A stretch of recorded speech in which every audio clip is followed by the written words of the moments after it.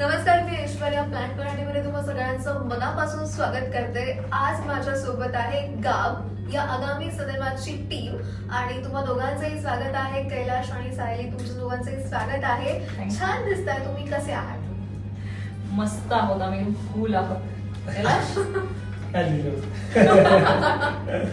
Okay, so जेव्हापासून गाबचं teaser आला, trailer आला, सॉंग्स आम्ही पाहिले, सो ओव्हरऑल तुमच्याबद्दल आम्ही ऐकतोय, पाहतोय आणि तुमची सगळी धमाल मजा मस्ती पाहतोय। पण आज ना मला तुमच्या दोघांबद्दल थोडंसं पर्सनल पण जाणून घ्यायचंय। सो सिनेमाकडे तर मी येणार आहेच, पण त्याआधी सायली, मी तुझ्यापासून सुरुवात करेन। एकांकिका स्पर्धेमधून एक मिळालेला चेहरा आज आपल्याला फिल्मची हिरोईन म्हणून दिसतोय। सो हा तुझा जो प्रवास आहे की एक मानाची एकांकिका स्पर्धा, त्याच्यामध्ये उत्कृष्ट अभिनेत्रीचा पुरस्कार जिने मिळवला, ती आज इथे एका सिनेमाची हिरोईन म्हणून बसली आहे।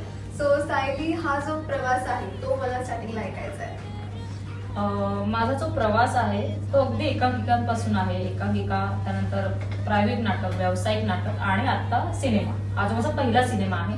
याच्या आधी मी कॅमिओज केले आहेत छोटे छोटे हिंदी फिल्ममध्ये, एक इंग्लिश सिनेमा पण मी केलेला आहे आणि आता मराठी पहिला सिनेमा आहे ज्यात मी डेब्यू करते माझा। त्यामुळे मला खरंच खूप आनंद होतोय आता या क्षणात।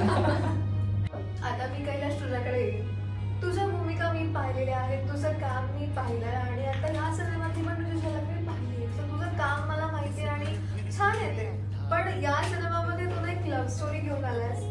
सिनेमा नक्कीच आपल्याला एक संदेश देतो, पण त्याच्यामध्ये गोड लव्ह स्टोरी आपल्याला पाहायला मिळते आणि मी चुकत नसेल तर तुझी एक खूप छान लव्ह स्टोरी आहे। तर मला खूप दिवसांपासून ते जाणून घ्यायचं होतं की तुझी आणि मीनाक्षीची लव्ह स्टोरी। मला आमची लव्ह स्टोरी कायम आवडते आणि हा प्रश्न तर जास्तच।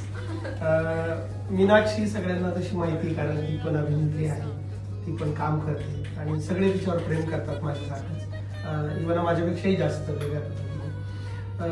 आम्ही जालन्यात होतो शिकायला, मीनाक्षी आणि मी ग्रॅज्युएशन, ती 12वीत होती, मी ग्रॅज्युएशनला होतो, नंतर ती ग्रॅज्युएशनला आली, मी एम ए करत होतो। या दरम्यान आम्ही नाटक करत होतो, नाटक, एकांकिका, परत मुकाभिनय, अशा वेगवेगळ्या आम्ही स्पर्धा करायचो, योगोत्सवांमध्ये जायचो, आम्हाला बक्षीसं यायची आणि त्या निमित्तानं दिवस रात्र आमचं सोबत राहणं व्हायचं। खरं म्हणजे आम्ही मित्रमैत्रिणीच होतो, आणखी पण मित्रमैत्रिणीच आहोत, जे असं प्रेम असतं, फिरायला जाणे, गुलगुल करणे, भेटणे, एकमेकांना गिफ्ट देणे, फूल देणे, कुठला डे प्रपोज करणे किंवा सांगणे, तसलं आम्ही काहीही केलं नाही आमच्या आयुष्यामध्ये।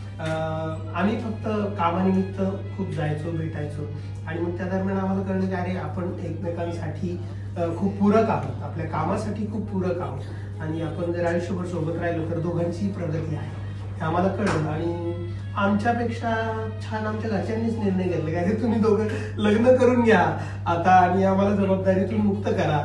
तर खरं म्हणजे लग्न करणं ही खूप मोठी गोष्ट आणि जबाबदारीची गोष्ट असते आणि मग आम्ही पण म्हटलं की ठीक आहे, जर असं असेल, मला जर जबाबदारीतून मुक्त व्हायचं असेल आणि जबाबदारी आमच्या खांद्यावर टाकायची असेल तर आम्ही जबाबदारी घ्यायला तयार आहोत। सुप्त दोघांच्याही मनात कुठेतरी होती की जबाबदारी घ्यायची आहे आणि आम्ही ती घेतली आणि आता तुम्ही सगळे बघताच आहात की आम्ही छान, आमच्या दोघांचा चांगला प्रवास सुरू आहे आणि आमच्या प्रवासात आणखी एक तिसरा व्यक्ती झाला यारा नावाचा, त्यामुळे आमचा प्रवास आणखी जरा आनंददायी होतोय आणि तुमच्या सगळ्यांचं प्रेम आहे खरं म्हणजे की तुम्ही सातत्यानं आमच्यावर लक्ष ठेवून आहात, आम्ही काय करतो आणि सगळ्यांना दाखवतात, आमच्याविषयी छान बोलतात, सांगतात, प्रेम करतात आमच्यावर आणि आमच्या सगळ्या प्रवासाचे आणि छान गोष्टींचे मानकरी तुम्ही करता।